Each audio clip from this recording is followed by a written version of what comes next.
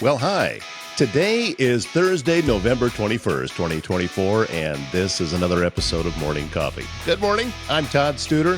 Thank you so much for starting your day, or as I always say, ending your day. I never know when folks are going to watch this. There's a spurt that happens in the morning. I see a lot of numbers come in, and then later on in the day, and actually late in the evening too. So I know that folks are watching it at all different times. And if you are, regardless of the time of day, thank you very much. I was thinking about what to talk about today. And of course, you know, we've been talking about Winterfest, and that is coming up tomorrow. And by the way, you are going to want to make sure that you get there a little bit early. Now, the lighting ceremony takes place at 6, but I mean, you know how parking can be around Bayless Park, and there's going to be a lot of the streets are blocked. So they'll be closed, and you won't be able to park right next to the park. So give yourself a little bit of extra time if you want to be in the park when they have the lighting ceremony. And also, don't forget to walk across 6th Street and visit the Masonic Lodge. There'll be a warming station there with free hot chocolate, free cider, free cookie. And also, the Tangiers are sending some carolers. I think they're called the Chanters, is the name of the group. And they'll be doing Christmas carols there. So it's just going to be a ton of fun tomorrow night. And I hope you're able to join us. Foxco Fabrication has been a big sponsor and a big supporter of this show. And to be honest with you, Rick has been a huge supporter of mine ever since the day that I met him, regardless of whatever idea that I might have had. Rick has been such a great encouragement to me, and it's one of the reasons why I consider him a friend of mine. And if you go to foxcofab.com, you can see some of the great work that he does. And also, it's not just making cups and making signs and that kind of thing, but he also is an expert welder. He can turn your truck into a flatbed if you're a contractor, and that would be a help to you. So foxcofab.com is the website. I wanted to show you something here. I got this from Rick. This actually I got from him the day that we met, and that was last year, and he didn't even know what my tie to this was. So take a look. This is actually a very heavy metal sign, and this sits on my mantle, and it's two-sided. It's put together, double layered. It's put together with magnets. You can see that, but this is just really cool. And he was given this to me, and then I explained to him my tie to Route 66 because, as I'd mentioned on this show, it's been a little while ago now, but that we were planning a vacation on Route 66. We were going to do probably from about Springfield, Missouri. We weren't going to, it actually starts in Chicago, but we weren't going to start from there and drive all the way to California. I mean, that was the idea. And it was going to be my brother and my son, who it was his idea to do this, and also my dad. And then my dad passed away before we had a chance to be able to do that. So I was able to do part of it and take his ashes to Bloomfield, New Mexico, where he had wanted to stop, which is not technically on Route 66, but there's no rules to this kind of thing. So, and then after I explained to Rick, you know, the thing with my connection to Route 66, he said, "Oh, well, you have to take it now." So, and it's been on my mantle ever since. And it's up there. I see it every day, and I'm incredibly thankful. But also, this is just a small example of the type of work that Rick does. So if you have something in mind that you would like to get out, I know that fans of this show have had him do some work, and they're going back to see what else they can't live without. And so go to foxcofab.com and take a look and see just what might be there. And also, if you're ordering cups or mugs, put in the code coffee10 and you'll get an extra 10% off. He set up that to just be able to give our viewers and listeners a little something extra. I'm a big believer in small business, and especially around the community that I live in and the surrounding areas. When somebody steps out on their own and wants to start a new business, I support it immediately. Sometimes it's just with encouragement, sometimes even more than that. But somebody else that I had a chance to talk to has been in business for 21 years. And she is an entrepreneur too. And I think you're really going to enjoy this conversation. Well, it's time to spotlight another business you've heard me talking about, Service Master Restored by Schmader and Cindy Schmader and all of the wonderful work that she does. And I thought, well, if we're going to learn more about it, we should probably talk to the woman herself. And here she is. How are you this morning, Cindy? I am good. Good morning. How is everybody? Let me start by getting a little background information on the Service Master because you're actually part of a franchise. But what made you decide that this was the field that you wanted to go into? You know what? Many years ago, probably about 22 years ago, my kind of long story short, my husband's company was local. They decided they sold out to a big company corporation in California, and that corporation people came in. They went to Lincoln Branch first, fired a bunch of guys that had been there for 20, 30 years. And of course, they're calling my husband saying they're headed to Omaha. He called me and he's just frantic. It's like, I'm going to get fired. I'm going to get fired. We just thought they were going to bring their own people in, right? Because that's usually what big corporations do. They came in, they walked his branch, they left. They said, we'll be back in a month. And when he left, he came home that night. He goes, I know they're going to let me go. So I said, you know what? We've always wanted to own a business. Let's buy a business. So we started looking, and it was comical because the gal we were working with said, well, I have an ice cream place for sale, and I have a bar for sale, and and I'm like, nothing with food and water, or food and alcohol. I said, we want something where we can help people. And so I was at the time working for an insurance agency. My husband's in construction, or the construction side of it. And we went to a broker, and he paired us up with the guy that owned the Service Master that we currently own now today, and the one in Omaha. So we our South Central Omaha one. And then from that, we had South Central Omaha for many years. And then we purchased the rights to serve Potawatomi County. So here When we you are. first bought it, then was the franchise owned by someone else, and then you purchased it from them, or did you go straight to the franchise? We actually purchased it from the person that owned it Okay, so previously. it was already in existence before. So Right. that's actually kind of helpful in smart business because you obviously are coming in with a certain amount of clients that already know that you're there, Right. and I would imagine that repeat business is probably not huge for you because Not, you're dealing with folks that have had some type of a tragedy that's happened in their life, and it could be a fire, could be a flood, and you hope that it doesn't happen to somebody more than once. So absolutely. typically these are all first time customers for you. Pretty much they are, and we do hope that they never have a loss like that again. I mean, that is always our goal. But like from losses, we've gotten other things from them. So, like we had one gal that we did a water loss for her, and then we came back and we cleaned the carpets in the rest of her house. We just recently, we had about 4 years ago, we had a gal, we did a fire in her old home. They sold that home and then they moved and purchased a new home. Or actually, they were kind of in the middle of it when this fire happened. They built a home here in Omaha, and they just recently had a flood. So they called us back in again in the new home to see the flood. And I kind of joked with her. I said, I wanted to see your new home, but not like this. So, and she's like, you're nice people, but I don't ever want to see you again, which I never take offense to that because that's kind of the goal. But yeah, but a lot of times we'll be out too and we'll work for somebody, and then they'll hear of a neighbor or a coworker or somebody that has a issue, and they'll tell them that they've used us and to give us a call. So we've got a lot of referrals. Our customer base is a lot of referrals. So Back during when you were first getting going, how difficult was it to get things ramped up? Because my assumption would be that you did not have the phone was not ringing as much as you needed it to. it was not. It was not. And actually, when we first bought it, there were some customers that we thought we had that we didn't, which is okay. But you know what? I've always been a make away, find a way, make a way gal, right? So I just decided, one of our service masters in Omaha was saying, don't touch this insurance company, they're mine. This guy was saying, don't touch this one, they're mine. I'm like, who's got the independence? So what I started doing is marketing in the local area, the independent adjusters or agents, sorry, agents, and then from there we just grew.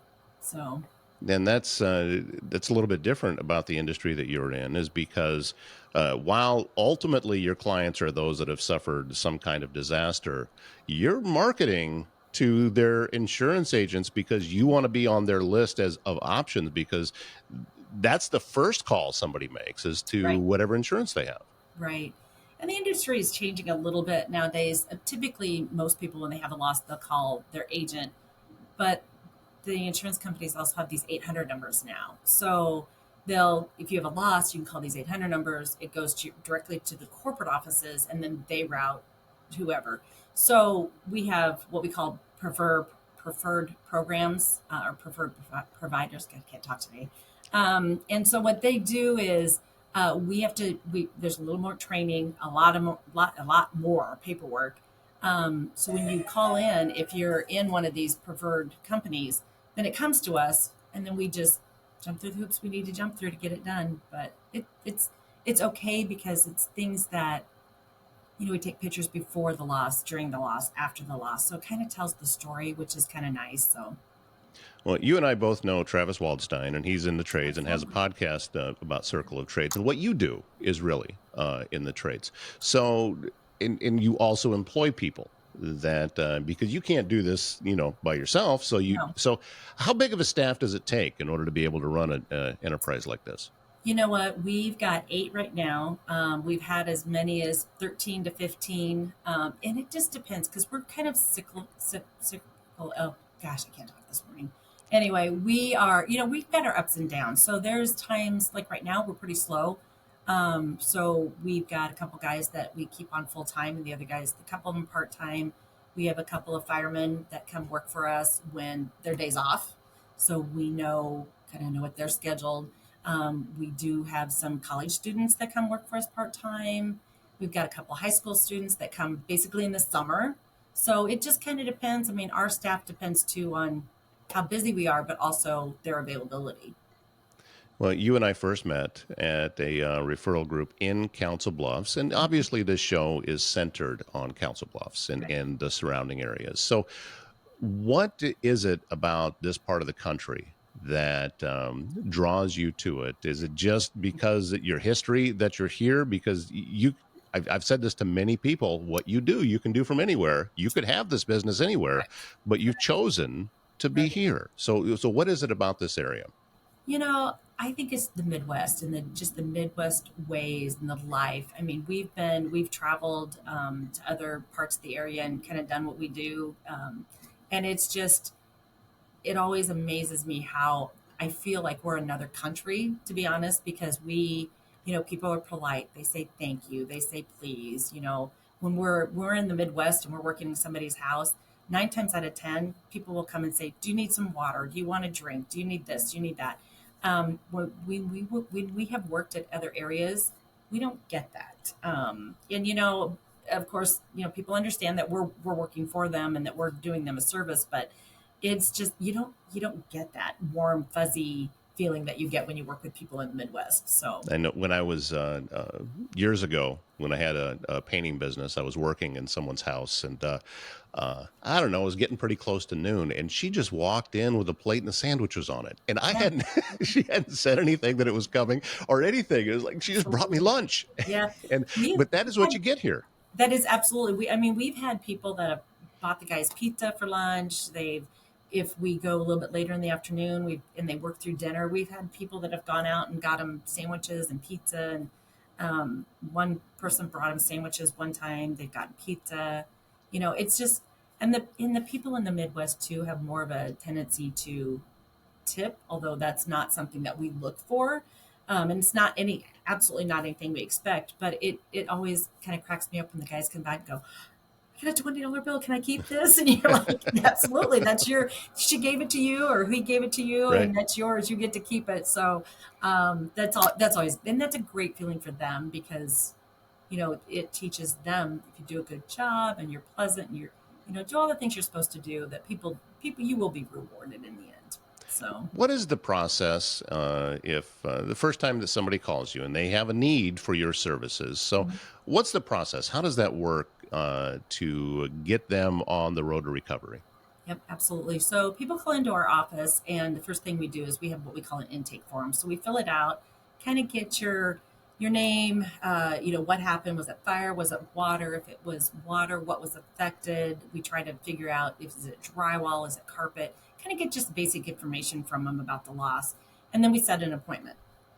If one of our guys can't be on site within 4 hours of us taking that call, then either Cameron or myself go out and we at least have feet on the ground.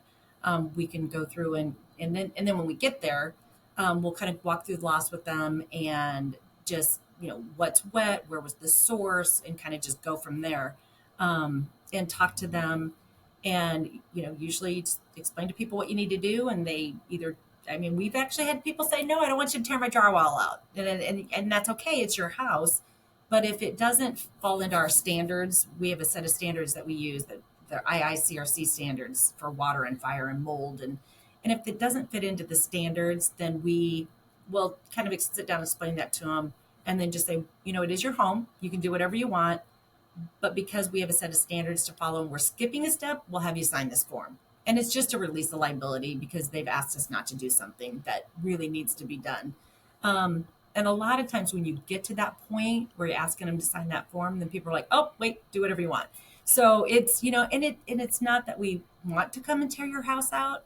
It's because it needs to. And it's for either a health reason or just, a risk. I mean, like, we'll go into sewage houses. Somebody's had a sewage backup and they don't want us to tear the drywall out, or they don't want their carpet out, and it is it's an unsanitary situation at that point. Yeah, I So think that we can sometimes fool ourselves into thinking that walls are sealed and nothing can get inside. And correct. yeah, in Yeah, a situation like that, you need to make sure that the damage hasn't gone to the other side of the drywall. absolutely, absolutely. And then we'll walk through that with them. The guys come in, they kind of do what they need to do, and then we'll set up fans and dehues to dry it. I tell people 3 to 5 days. It depends on the situation, but typically we're out in 3 days. It's kind of the industry standard, if you will, that's kind of been placed out there. But it is possible. I mean, a lot of people say you can't get this dry in 3 days. You can if you do it correctly. So it's all about knowing where and how and when to place things. So With this type of industry that you work in, and because you deal mostly, I would assume, with insurance companies mhm. as an intermediary, is this type of thing recession proof? Do you see a big difference when the economy is fluctuating? We do. We do. You We do. see it. We do see it. And, like with COVID, everybody's like, "Oh, you'll be safe during COVID." Absolutely. Well, we were, but we weren't. We had a lot of carpet cleans, and we had a lot of housewide cleans. And obviously, when COVID hit, we lost all that business. But then you just have to be resourceful. So we just pivoted our business, and we had several contractors that had asked us, would you come out and pack up a home and move it off site so we can come in and do the remodel or whatever. So I went back to them. A lot of them weren't doing the remodel, but then I reached out to some of the plumbers because we've got a couple of plumbers here in town that also do the plumbing and the mitigation, and said, "Hey, if you need somebody to," but they don't want to do contents. So, "Hey, if you need somebody to work on contents, we'll do that for you." So in 2020, when COVID hit and we lost, I would say probably three-fourths of our work, we pivoted and started doing the pack out and actually got about half our work back. So Wow. we were very lucky. And honestly, our goal during COVID was just do enough to keep the doors open, and we're still here. So we achieved that goal. I have stopped in your shop and I've seen some of your folks working on different things that I think had been through a fire. So they were cleaning them and bringing them back to life. Can you always tell when you're looking at damage like that that you're going to be able to restore it? Or is there some things that you get into that you're not sure and you have to go through the process to find out? There are some things. I mean, I've been doing this for 21 years, so there are some things that I can look at and tell you that I absolutely cannot restore it. There are other things that I will tell you I can do best effort. So we have a kind of a best effort clause. Like we had a gal that had a fire that had her grandma's china hutch in it, and she said, "I don't care what happens to it. I want it back." So we did that as a best effort, and actually it turned out amazing. There are things too that get really burnt. Like one time we had a fire where a gal had her brother's urn. that was sitting on top of the fireplace, which is where the fire started. And it was black as night. It was horrible. And I honestly didn't think we could get it cleaned. And I think I've seen pictures, and you might have seen pictures of it. Was this kind of the silver and gold urn that I cleaned myself? It was, I mean, it came out amazing. You wouldn't even have known that it was in a fire. So there, it's kind of three different categories. We have a absolutely not, maybe, and then a yeah, we got this. Yeah, So that it's the maybe part. I think that yeah, you're never sure, but I'm sure that you're running across new situations all the time, and so you yeah. can't have experience with everything. No, no, absolutely not. And that's why I tell everybody is if if we're even a little bit hesitant whether we can clean it or not, we'll bring it back to our shop and clean it. And you know what? If we leave it there, it's a no, right? If we bring it back, it's a 50-50. So we, and there's new materials out there and different bowls that are made of different materials now and stuff. And some of the plastics that we used to just throw away that we couldn't clean, that we knew we couldn't, and it was just a health risk to put those back in somebody's kitchen. They're made of a little bit different stuff now, or different materials, and now we can clean that stuff and it's perfectly safe. So, You've been in business for a long time, over a couple of yes, decades. yeah. What do you credit your success to? You can't be in business this long without achieving a level of success. So, what do you credit that to? You know what? My team. I mean, I've got an amazing team. I mean, we've had people come and we've had people go, but over the years, we've had some very amazing people that worked in this office, and without them, I wouldn't be here. I wouldn't be where I am today. And as an employer and as a Mhm. boss, your job and number one role is to make sure that those folks know that. Right, That's what keeps right. people there, especially nowadays when I It's mean, tough. it's a definite employees market, and there's more jobs than there are people to fill them. So, Mhm. employee retention and making sure that they feel appreciated, I guess, would be a big part of it too. Right, right. And we do things like this week. I mean, we were kind of slow starting out the week. The end of the week's not. It's going to be tough, but like Tuesday, Cameron came in and he said, "Hey, do you care if I take the guys to lunch?" And then they were going to go to Well, they were saying Dave and Buster's, and I'm like, "Go for it. I'm going home. I have stuff to do." But I wasn't really feeling well either, so I said, "You take the guys. You go to lunch and you have fun." And that's just some of the things we do every once in a while. When it's slow, instead of sending them home with no pay, we'll take them out to eat lunch, or we'll take them, like, this is the first time they've ever gone to Dave and Buster's, but they had a great time, and it's 2 days later, they're still talking about it. So, the one, and I have to kind of laugh because out of all of them here, we've got a 17-year-old that works for us, and he was with them when they went, and out of all of them on these racing games, Hmm. he beat them all, and he doesn't have a driver's license. The only person without a driver's license, and he won all the games. So I have to laugh about that, but he's pretty proud of himself today. So it's all Well, good. he's probably everyone else had don't take risks in the back of their head, I know, and right? he Yeah. just laid it all out there. That's what Well, they said. Cindy, I've enjoyed ever since meeting you. You're an inspiration as far in the business world, and with what you have Thank you. achieved and continue to achieve. And as you said, you've had to make adjustments, you've had to pivot, you've had to find new ways of doing things as different things Mhm. are thrown at you, but you always do that. And thank you for being an inspiration to a lot of other businesses. And congratulations on all the success so far, and we look Thank you. forward to hearing more of them. Thank you. I appreciate it. And thank you. You've done a lot for Council Bluffs. When you came around a few years back, you kind of brought Council Bluffs back to life. So we appreciate that as well as businesses. So thank you very much. That's a very high compliment, and we and also we're just going to keep saying thank you to each other, but supporting what we're doing here, and also.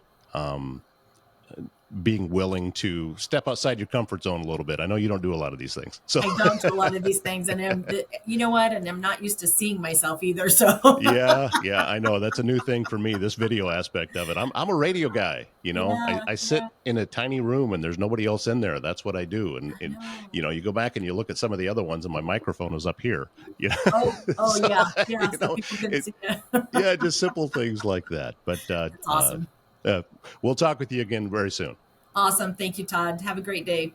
I think Cindy is a wonderful example that if you have a dream, follow it. give it a shot, see what happens. Cindy has been very successful with her business, but as she mentioned, things are kind of tight when they first got going, but you find your way through. And I believe that we all have a part to play in life. And sometimes it's not being an entrepreneur. Yeah, that's what I am. That's what I prefer. But that I also know that that's not for everybody. I made the mistake once upon a time, many years ago, with a different business, thinking that everyone thought the way that I did. And that's not true. And so I wasn't relating to folks that I had working for me in a way that I needed to, because I was selfishly thinking that they should think the way that I do. Well, that's not true. And this is just how things work for me. For other people, it works different. And I know that some folks work best inside of an employer-employee situation. And that's great. We need that too. We need everything. Something else we need is folks going into the trades. And that's why Travis Waldstein of AirServe Heating and Air Conditioning and Waldstein Plumbing started his podcast called Circle of Trades. And he's got a new episode out now with one of his new apprentices that came on with Waldstein Plumbing, a young man, graduated high school just a couple of years ago. And this is what he wants to pursue. And it's a great episode. Sam has a very, very bright future, and I know that he's going to see a lot of success. Part of the reason for that is because there's guys like Travis out there giving young people an opportunity. And I think that had life worked out a little bit differently and I'd have been born much later, I would have loved to work for a guy like Travis, and because he encourages the people that work for him. So also, and I've said this many times, whether it's Travis, whether it's his son Hayden, or anybody that's involved with AirServe Heating and Air Conditioning or Waldstein Plumbing, when integrity matters and when doesn't it? These are the guys that you want to get a hold of. So just follow through with the. You can see the email addresses, or I'm sorry, the website addresses there, and that'll take you over to either the AirServe site or Waldstein Plumbing, and just tell him Todd sent you too. He'll probably make fun of me when you say that, but that's okay. And don't forget to subscribe to his podcast, Circle of Trades. It's a great podcast. And, again, encouraging young people to just consider the trades as an option as they move on after high school. Also, don't forget tonight at the Mile Away, it is $5 burger and fries. It's a half-pound burger. It's not like it's a small thing. It's a half-pound burger with fries or tots for only $5. It's a deal that you can't get in any kind of drive-through anymore. And also, I can pretty well assure you that you're going to see a lot of smiling faces there, because every time I'm out there, the staff is friendly, the cooks are friendly. It's top to bottom. The place has a great vibe, and that's why I like to go. And it's on the Old Lincoln Highway, north of Council Bluffs. You'll be driving along. You'll see the sign right there on the road, on the left side of the road if you're traveling north out of Council Bluffs, or if you're coming south out of Crescent, then it's going to be on the right side. But stop in tonight. They open at 4. And I think they're open 4 to 9. So stop on out and sit in and get your burger and fries for only $5 tonight. Also, get it on your calendar that you're going to want to be at Winterfest, and get there early tomorrow. Lighting ceremony is at 6, and there's going to be all kinds of great things going on. There's a showing of Frozen. There'll be Frozen characters there. Santa and Mrs. Claus will be there. Carriage rides going on. I'd heard that there's 2 of those this year. Food truck, food court is going to be there. There'll be the ice sculptures as usual, and I will be at the Masonic Lodge at the warming station doing a Facebook Live a little bit after 6, because I want to be in the park when they throw the switch on the lights. So I'll get that started just after 6. And if you stop out there, wave. If I'm, I'll talk to you. I don't care. If I'm going, just stop on over, and I'll have a sign that has a QR code that takes you directly to the Les Hills Media and Podcast Facebook page that you can watch it live with everyone else. So I hope to see you tomorrow night at Masonic Lodge in Council Bluffs. That's going to wrap up this episode of Morning Coffee.